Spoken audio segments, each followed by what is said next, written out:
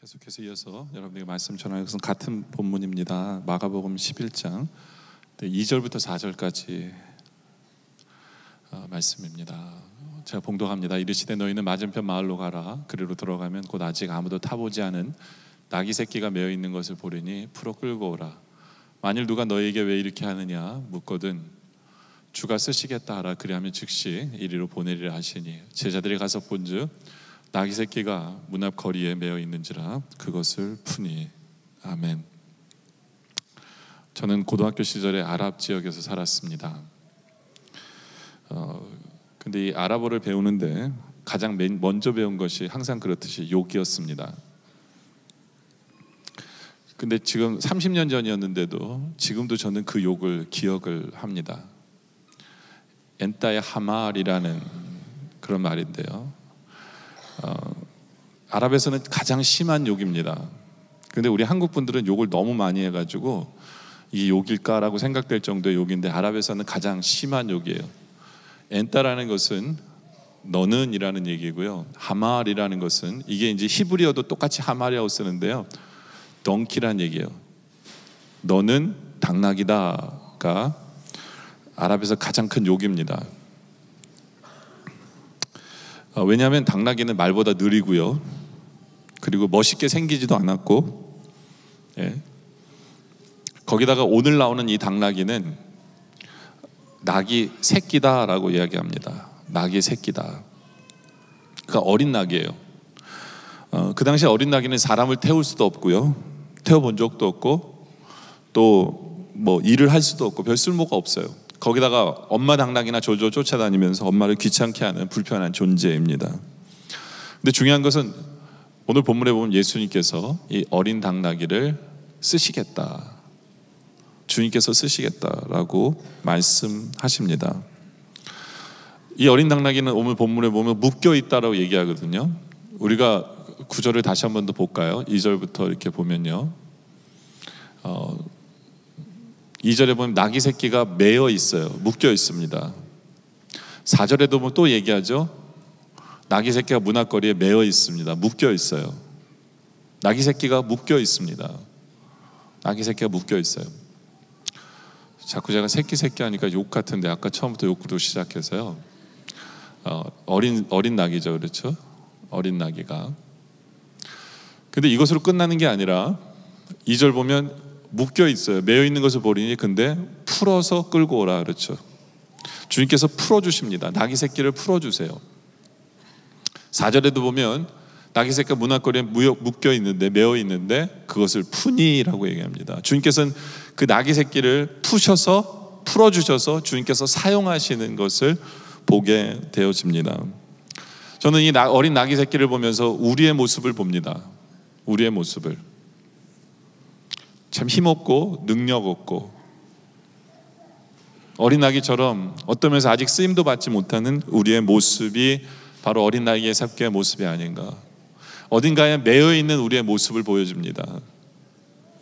그리고 우리는 주님께 쓰임을 받고 있는가를 생각해 보게 됩니다. 근데 귀하게도 이 어린 나귀 새끼는 묶임에서 풀려나서 주님께 귀하게 쓰임을 받습니다. 이것이 우리의 모습이길 원하고 이것이 우리의 소원이기를 원합니다.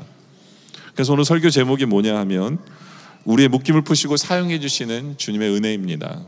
주님의 은혜. 그렇다면 우리는 무엇으로부터 풀려나야 될까요? 우리는 무엇에 묶여 있었는데 풀려났다고 할 수 있습니까? 첫째는 죄가 우리를 묶어놓는 경우가 참 많습니다. 죄가. 근데 정말 감사하게도 우리 예수님이 우리를 죄 사슬에서 풀어 주십니다. 풀어 주셨어요. 우리는 이것을 믿으시기를 바랍니다. 더 이상 죄의 사슬에서 얽매여서 살아가지 않기를 원합니다.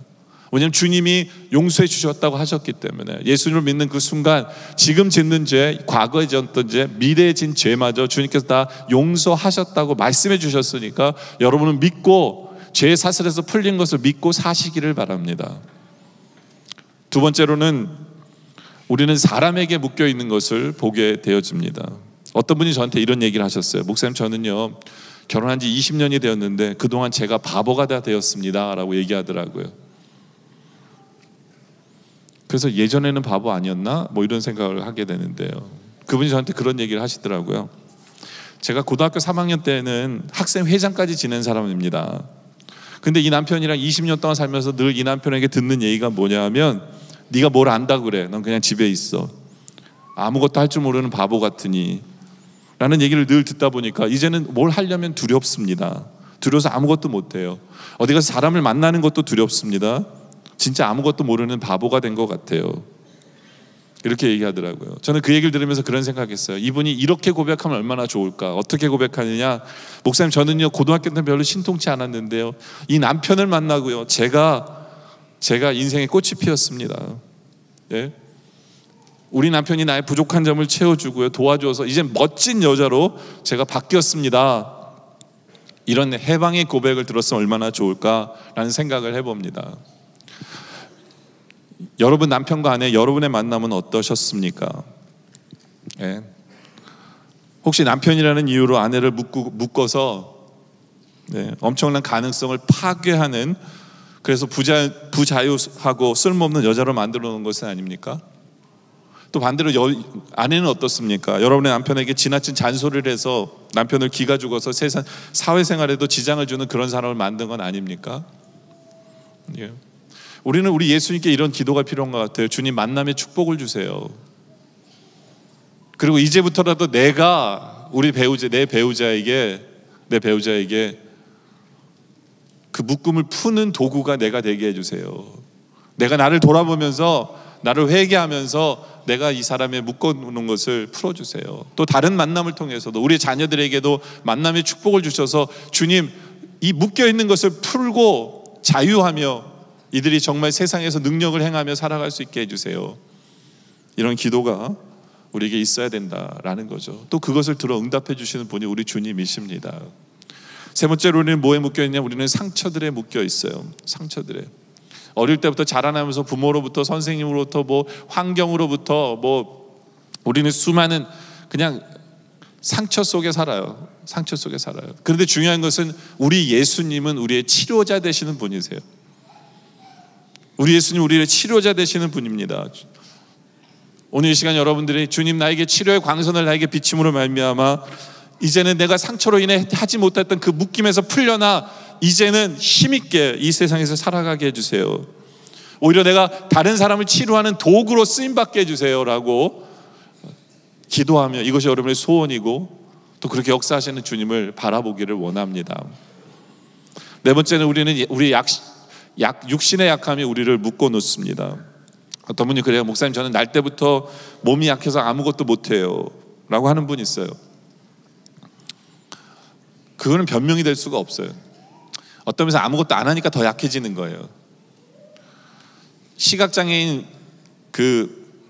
페니 카스비라는 분이 그런 얘기를 합니다. 내 눈은 보이지 않지만 내 영의 눈은 활짝 열렸다라고 표현합니다. 우리가 부르는 찬송가 150편이요, 찬송가 약 150개가 이분이 작사 작곡한 거예요. 이분이 만든 거예요. 눈이 보이지 않는 분이 만든 거예요.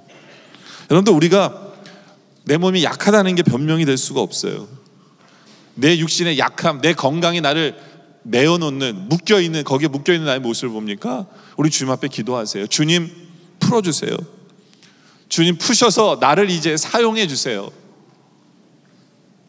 라고 기도하길 원합니다. 어린 아기를 푸셔서 주님께서 사용하신 것처럼 우리 주님께서는 우리 모두를 사용하실 것입니다. 우리의 묶임을 풀어주시는 분이시기 때문에. 여러분들 한번 상상을 한번 해보세요. 이 어린 나귀가, 예수님이 어린 나귀에 타셔가지고 예루살렘에 입성했을 때 수많은 사람들이 호산나 하며 주님을 높이며 주님께 영광을 돌립니다. 그 자리에 그 어린 나귀가 있었어요. 우리도 마찬가지예요. 우리의 모습을 한번 상상해 보세요. 내가 주님께 쓰임받아서 주님과 함께 걸어가는 그 길 위에 우리 주님께서 얼마나 많은 영광을 받으시고 얼마나 많은 그 영광을 내가 그 자리에 함께 할 수 있을 것인가. 나의 묶임이 풀리고 내가 주님께 쓰임받은 그 순간이 얼마나 황홀하고 얼마나 대단할 것인가 상상을 해보시면서 우리에게 주님, 나의 묶임을 풀어주세요, 이것이 우리의 소원이길 원합니다. 물론 우리는 착각해서는 안 돼요. 착각해서는 안 돼요. 왜요? 덩키를 타고 어린 나귀를 타고 예수님이 예루살렘에 들어가셨을 때 수많은 사람들이 호산나 하며 주님께 영광 돌릴 때 이 어린 나귀는 절대로 착각하지 않아요. 아, 이 사람들이 나에게 호산나 하는구나 착각하지 않는 거예요. 우리도 착각해서는 안 되죠. 그렇죠? 예수님 때문에 존경받고 사랑받고 자부심을 느낄 때 우리는 내 스스로를 정확히 볼 줄 알아야 돼요. 나는 어린 낙이 같다. 겸손해야 돼요. 우리는 먹든지 마시든지 무엇을 하든지 간에 언제나 하나님의 영광을 위해서 사는 것을 잊지 마셔야 됩니다. 네. 우리가 예수를 믿고 우리의 사슬들이 하나씩 끊어지고 시간이 가면 갈수록 우리의 인생에 꽃이 피고 창대하고 성숙하고, 예, 사람과 하나님께 사랑받으며 하나님께 영광 돌리며 살아가는 그 모습, 우리 주님이 분명히 우리를 그렇게 세우실 거예요. 우리의 묶이신 것을 풀으셔서 우리를 분명히 그렇게 하실 거거든요. 우리는 그 소원을 가지고 하나님, 이제 나로 말미암아 다른 사람이 풀림을 받는 그런 도구로도 나를 써주시옵소서 하면서 우리를 지금도 사슬에서 풀어주시는 주님을 바라보며 주여 나를 구원하소서라고 외치며 주님께 나아가는 우리 모두가 되어주시기를 주님의 이름으로 축원합니다. 기도드리겠습니다.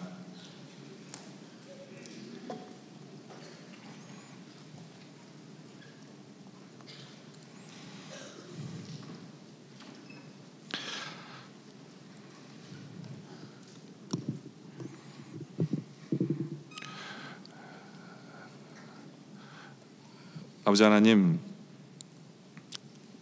감사합니다.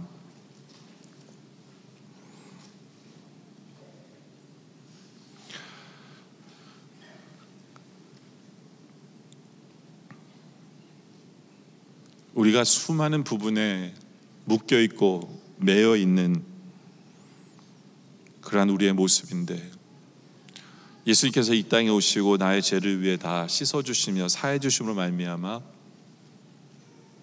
죄의 사슬을 끊어주시고 우리의 모든 상처를 치유해 주시고 회복해 주시며 만남의 축복을 주시고 영육간의 강건함을 주심으로 말미암아 이제 어린 나귀처럼 우리가 쓰임받기를 소원합니다. 주 영광의 그 길에, 십자가의 그 길에도 우리가 주님과 함께 걸어가기를 소원합니다. 주님, 끊어주시고 풀어주시고 우리를 사용하여 주시옵소서. 그 과정 속에서 우리가 절대로 교만해지지 아니하고 오직 하나님만을 높이며 하나님의 영광을 드러내며 하나님이 기쁘시게 하며 다른 사람에게도 묶여있는 그 사슬을 푸는 도구로서 우리가 쓰임받는 우리의 모습 되게 하여 주시옵소서. 주님, 오늘 말씀에 감사드리고 말씀대로 이루실 주님께 감사드리며 예수님의 이름으로 기도드립니다. 아멘.